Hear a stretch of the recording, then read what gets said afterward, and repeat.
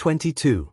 Sustain me with raisin-cakes, spread me with apples, for I am sick with love. Song 2:5. The Shekinah, in the time of exile, is called lovesick.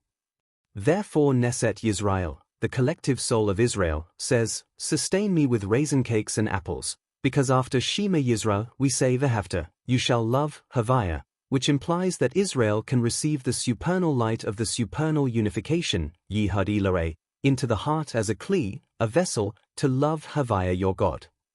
This is the supernal unification of Havaya is one, invested within the lower unification, Yihad Tatre, of his name is one. But in exile, Israel are lovesick. The matter is like a parable, a sick person who craves food intensely, but because the digestive vessels are impaired and the body is weak, he cannot hold the food, it harms him, he vomits it, or his whole body worsens from the meal. Worse still is the patient who loses appetite altogether. Every food is loathsome, that is, at death's door, a danger case. By contrast, the patient who does crave food, his nefesh longs and loves the food even more than a healthy person. Why? Because his bodily vessels are weak, they cannot receive the expansion of love, therefore the soul's desire intensifies, precisely because it cannot be satisfied.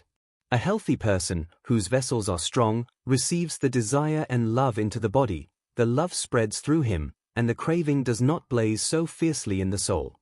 Apply this to love in Israel. In the temple era, with the Shekinah resting in the Holy of Holies, and certainly in the days of Moshe, their bodily vessels were clarified and robust, capable of receiving the divine love. Hence the command V'havta after Shema, Moshe told them to love Havaya with all the heart and soul. The craving there might not be overheated, yet that is true love. The body is a vessel to contain it, like a healthy person who delights in food that vitalizes and strengthens him, to keep him alive in famine. But my soul thirsts for you describes exile. Israel are like the patient whose craving grows, while the bodily vessels are too weak to receive. Thus lovesick, the divine soul yearns to love Havaya. My soul longs, indeed faints, but the light of divine love does not spread through the brain and heart, because of their remoteness due to the blemish of sins, a spiritual illness. Then, beyond lacking strength from this craving, harm can follow, a collapse of heart, saying it's hopeless, a fall that causes one to fall further, as known. Yet the soul still yearns even more. Therefore Israel in exile say, sustain me, so I can receive into my inwardness the love that truly vivifies, with raisin-cakes and apples, let me be strengthened and restored. Whereas one who has no desire to love at all has so deeply corrupted himself that he is a danger patient, every food is loathsome. Root cause, besides the lack of vessel to receive, there is lacking light. We cannot apprehend the truth as it is, we grasp only an edge, a recognition of existence, hasagat ha-metzi'ut, not a grasp of essence, hasagat ha-mahut. This is the difference between exile and the future. Now, the truth and essence of the Infinite One, Ein Sof, do not manifest in the worlds. We know only his existence from his acts, that is, from the power of Ein Sof that renews every day the flow ex nihilo in Beria, Yetzirah, Ossia. Though this renewal is unceasing and in certain respects without bound, nevertheless it comes in measure and limit. And we do not see the essence and being of the light, we merely know that Ein Sof exists, we do not see attain his very essence. Even in the Garden of Eden, where souls perceive the radiance of the Shekinah with little concealment, they attain only the existence of Ein Sof as it rests in Malkhut of Atzilut, through the Binah within Malkhut. They cannot grasp the essence of Ein Sof, therefore their souls expire in wondrous longing. So too the angels of Beria and Yetzirah, from afar Havaya appears to them, their vessels cannot hold, so they call Kadosh, holy removed.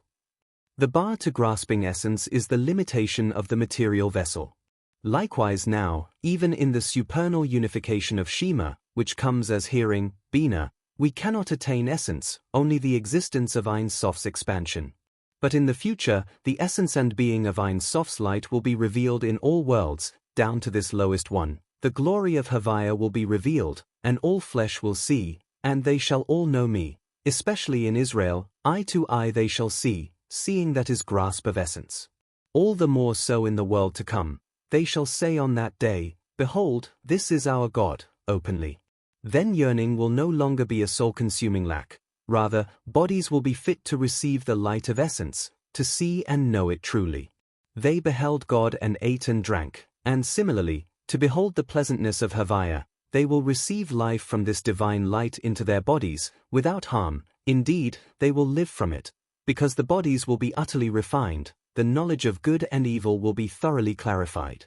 Now, with good and evil unclarified, they cannot receive seeing essence. If they did, it would harm them. Witness Sinai, they begged, "You speak with us," yet even there they received only a glimmer of the future. As Moshe recounts, "You heard the voice from the darkness. Havaya has shown us his glory. Today we have seen that God speaks with man and he lives. For who is all flesh that has heard the voice of the living God from the midst of the fire, as we, and lived? Approach and hear." And Havaya said, "They have done well." They heard a voice of Elohim, not a vision of essence. In the future they will see eye to eye. Then, the knowledge of good and evil will be fully clarified. Even at Sinai, though Israel's impurity ceased, it was not complete as it will be. Thus, Shema now is hearing, Shema Yisrael, for we see a. Thus, Shema now is hearing, Shema Yisrael, for we cannot contain seeing. It is all one. The failure to receive seeing essence comes from the body's lack of refinement. The two hang together. Therefore we are lovesick, longing because essence is hidden and the vessel is lacking. Hence V'havta is now the mode of Ratzoh, yearning, running, the light of returning light, or Hozer. For now there is only the existence knowledge of Ein Sof. Yet the hayot run and return. Indeed V'havta equals, by gematria, 2 times or, corresponding to or Hozer and or Yashar, returning and direct light. When the divine light of Malkhut, the general life, ascends in will and withdraws as returning light to its source in Chokhmah Binah, then only his acts are discerned by creatures. Accordingly, souls and angels long from afar and cannot cleave, like the lovesick state, as when only expressed letters reach the recipient, in great contraction. But when Malkhut descends as Shuv, return, revealing the essential light, as it will be in the future, then the love of creatures is Shuv, to receive within themselves the divine light as grasp of essence. Hence V'havta bears both, a present tense command, Ratzoh, and an implied future mode, Shuv, that love will be in Shuv, for the reasons above. This is also the advantage of the lower unification Barashem with See who created these, seeing the essence, above the hearing of Shema, the end wedged in the beginning. So, sustain me with raisin-cakes, the wine of Torah, and spread me with apples, the 3-colored apples, so the vessel is strengthened to receive the essence light in the love of Shuv. Hence, and these words, follows V'havta. For the grasp of the essence and being of Ein Sof comes through engaging in Torah and mitzvot now, Vedibata Bam, study of Torah, and Ukshatim, binding tefillin, standing for all mitzvot. Torah is the essence of his wisdom and will. Though it is called the fallings, novlet, of the supernal Chokhmah, given to clarify the knowledge of good and evil, the outer of essential Chokhmah, it is nevertheless counted as of the essence itself, not merely a recognition of existence. For since Chokhmah in Torah has the power to clarify good and evil, its root is in Etz HaHaim, the tree of life, above the Etz HaDiet, prior to the fall of the outer faces of Abba Ima and the shattering of the 7 mit, they die, not in wisdom. This is the difference between Chokhmah of Torah and the wisdoms of creation, Kulam biHokhmah asita, all you made with wisdom. Those wisdoms are Chokhmah of Atzilut as concealed in Biyah. In the shattering, the backsides of Chokhmah fell into knowledge of good and evil, the root of external, Klipa, wisdoms. But Chokhmah of Torah, though fallings of supernal Chokhmah, is above Chokhmah of Atzilut and did not fall or shatter at all. We see this below, even though Torah clothes itself in physical matters, domim, tzemiah, medaba, it reveals Ein Sof to the souls who learn for its sake, till Ruach HaKodesh and prophecy, Shimon bar Yochai, Akiva, Hillel, and the like. For the word of Havaya in Torah becomes a vessel for the essence of Ein Sof, my words which I have placed in your mouth. It does not conceal his essence, rather it is the kli that contains his essence. In your light we shall see light, the essential light through the light of Torah. So too in the resurrection, one who engaged in Torah, the dew of Torah will revive him. That is because Chokhmah of Torah is bittul to Ein Sof in the extreme. By contrast, the wisdom of Klippa, though it has a root in the outer backside of holy Chokhmah that fell in the shattering, lacks bittul to the infinite, therefore no revelation of Ein Sof rests there, due to the intense concealment, a sackcloth garment. Thus the clarification of Klippa wisdom comes through holy Chokhmah, like Yaakov who refined Lavan the Aramean, Klippa wisdom. So now, through the revealed Torah, written and oral, all the roots of the nurture of evil, Klippat Noga, in wisdom are refined, specifically through Halakhah of Isha Viheta, forbidden permitted, Tuma Tahara, impure or pure, Kasha, passel, valid invalid this is forbidden, this is permitted, this is valid and pure, this is invalid and impure. It is like a king decreeing, this one draw near, this one push away. Thus this is valid, and it ascends above, this is invalid, impure, and it is pushed down. Mishnah is the queen. I have placed my words in your mouth. As is known, the name Emma, 45, Chokhmah, refines the ban, 52, of Noga, specifically by speech, for the refinement is completed in practical decision, to distinguish between impure and pure, valid and invalid. Hence one should learn a given Halakhah many times even if it never occurred and never will. With this, the order of the Shema paragraph is understood. 3 mitzvot are stated there, vehafta, and these words, and you shall speak of them, and you shall bind. Preceding the love, avoda shibiv, are 2 modes, Ratzoh and Shuv. Ratzoh means elevation and soul longing to the source of all, to be absorbed in the king's essence, to cleave to the essence and being, after contemplating the supernal unification, bittul and inclusion of the Sephiro in the emanator, in Shema, attained via Binah, which is only recognition of existence.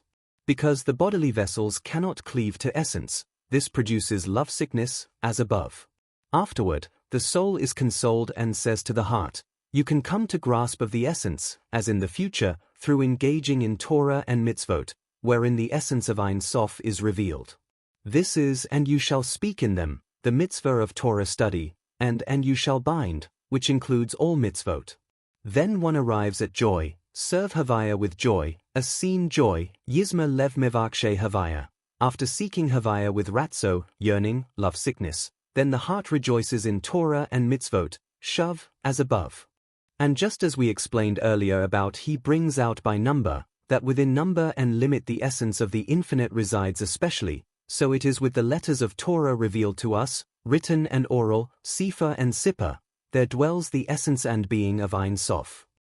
For the sake of my brothers and friends, through Torah study, Israel are called brothers and friends of the Holy One, because the Holy One, blessed be He, sits and studies opposite Him, and Torah is the supernal Heikel, palace, of the Holy One. Like 2 who sit in one palace, the palace surrounds both. So the letters are holy stones. There are the 4 levels Ta'anita, Ta'am, cantillation, as a makif, roof, nekudot, vowels, tagin, crowns, oshit, letters, as the floor. The 4 winds, walls correspond to the midot, right, left, middle. The reader's mind settles into the letters of Torah, they surround him from all sides, above and below, like one sitting in a palace. HaKadosh Baruch who reads opposite him, and is with him in this palace, thus brothers. Therefore the mitzvah of Torah is constant, in your sitting in your house and in your walking on the way, because this unification is essential and continual. Nevertheless, there is an advantage in Karyat Shema, even one engaged in Torah interrupts for Shema, because it is impossible to establish a settled dwelling in the Torah palace except by way of the unification of Shema and V'ahavta first. But he is exempt from prayer, for prayer is called life of the moment, while Torah is called eternal life, as is known, and 200 contains 100. Yet for Shema he does interrupt, for the reason explained above. And this suffices.